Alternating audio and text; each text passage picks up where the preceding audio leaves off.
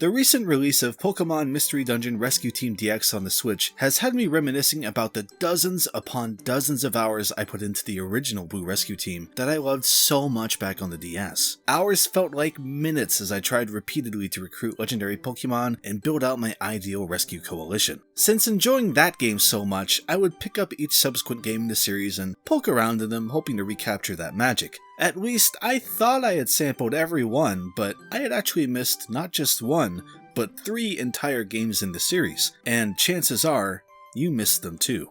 Enter Pokémon Mystery Dungeon Keep Going Blazing Adventure Squad, Pokémon Mystery Dungeon Let's Go Stormy Adventure Squad, and Pokémon Mystery Dungeon Go For It Light Adventure Squad. Whew.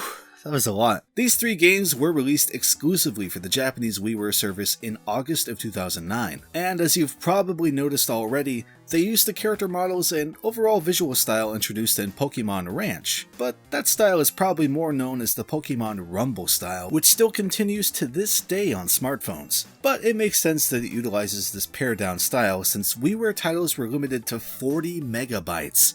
That's not a lot. I'm not the biggest fan of it. Some Pokemon look pretty natural in it, and others just look odd. It also results in this weird swaggering strut with some Pokemon that... Okay, actually, maybe this style is brilliant. Before we hop in though, in case you need a refresher on how the Mystery Dungeon series works, essentially you take a team of up to 4 Pokemon into dungeons that have a set number of randomized 4s within them. You're often tasked with either just getting to the end, or rescuing a Pokemon that's stuck on a specific 4, or bringing another Pokemon to that Pokemon, or even just bringing a specific item to a critter. Much like the main series, each Pokemon in your party can have up to 4 specialized moves with limited uses. Each also has a standard attack with unlimited uses, but is much weaker by comparison, ignoring all of the type advantages and disadvantages the game brings over from the main Pokemon series. On top of it all, you have a hunger meter that depletes with each step you take in the dungeon. See, you're on an invisible tile grid the entire time. Each tile you move into constitutes a turn, and on each turn, your partnered Pokemon and enemy Pokemon on the floor get to move around. So with each turn you take, you're chipping away at your hunger meter, which means you either need to prepare ahead by buying food and healing items in the village, or taking a risk and hoping you'll find what you need lying around in the dungeon before you faint of starvation. It's a very repetitive, grindy sort of game that's not for everyone. I don't say that negatively, those aren't inherently bad qualities. You just need to be the sort who finds comfort in monotonous tasks and watching numbers go up to get the most out of these Pokemon spin-offs in the gameplay department. Generally though, what helps to elevate this series beyond its gameplay loop is its story and characters. So, speaking of, depending on which version you're playing, the game opens up with a quarrel between Farfetch'd and either Floatzel, Grumpig, or Sneasel in either a beach, a village, or garden, dependent on the game. Aside from some basic UI elements and possible nicknames, there's no English to be found here, as you've likely already noticed. And for me, the only thing worse than my English is my Japanese.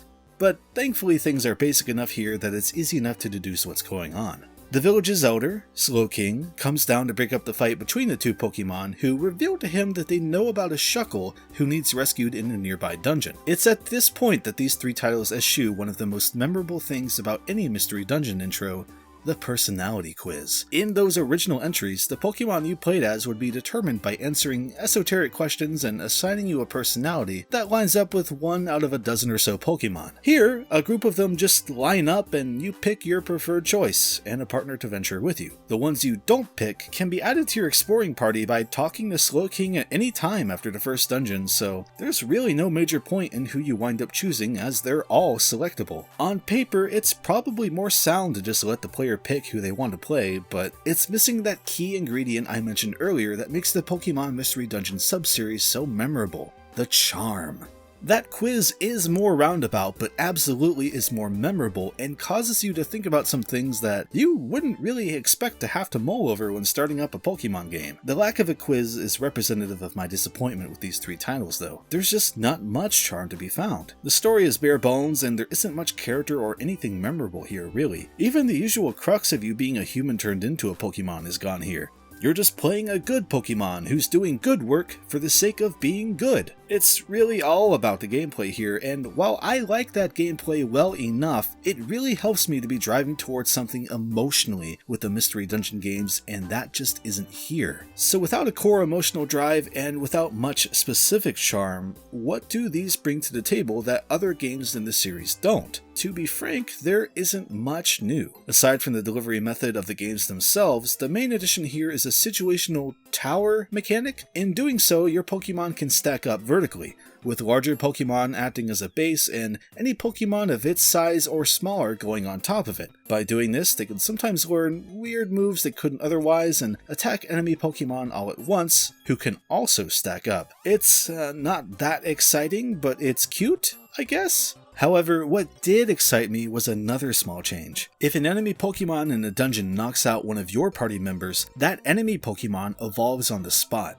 I actually love this addition, as it makes already tense situations all the more harrowing. Each time it happened, it really raised my heart rate and made me worry about each decision I made. I freaked out when it first happened, as I was already in a tough spot. Another thing that made me freak out, I didn't really have anywhere else to fit this into the video, but I actually ran into a shiny Hoppip near immediately. It's kind of bothersome, as I've been trying to get a shiny Ponyta in Let's Go Eevee for a while, and I'm always on the hunt for them in Pokemon Go, so finding one just a couple of hours into one of these titles was kind of a monkey paw scenario. Anyway, sorry, just had to mention that. So the 3-version split here is kind of interesting, even if it's typical Pokemon stuff. Each version has its own lineup of exclusive Pokemon and starting locations, but the NPCs in each town and each version are the same. It feels like a bit of a missed opportunity, but it really cements that you would probably have only needed to buy one of these games unless you were just desperate for more content. See, if you would have bought all 3, you could load saves from each version and unlock more available Pokemon. Gotta buy them all, my friends. Each of the 3 games also has about 15 dungeons, which is less than a usual Mystery Dungeon release, but all combined they have 45, which is more in line with something like Blue Rescue Team. The interesting point here to me though is that each of the 3 games costed about 1,200 Wii points, which would be about $12 per. Altogether that's about $36 or whatever that shakes out to in yen. That puts the value proposition into the forefront here, as for just about $4 more, you could have purchased one of the mainline releases, have it playable on the go with the DS, and have a more cohesive package with more depth to it. The only real advantage to buying these games would have been to finally have Pokemon Mystery Dungeon on a home console, so if you didn't have a DS, it might be more appealing, but looking at it in this light, it starts to become a bit clearer why we never received these titles outside of Japan. I also personally speculate that the other Pokemon WiiWare releases, such as Pokemon Ranch and Pokemon Rumble, probably didn't sell too well at the time, so while these games did receive 2 English trademarks per each title, I have to imagine the Pokemon Company probably just looked at the cost of localizing them and the expected revenue and just decided against it entirely. It's sort of a shame, as I don't feel these games are without any merit, but on the other hand, they're almost more interesting with the way things shook out. Nintendo shut down Wii servers in January of 2019, so even if you live in Japan, you have no way to legally purchase these games now. On the bright side, thanks to less than legal means, they're preserved for history's record, as I highly doubt we'll ever see these games made available again going forward.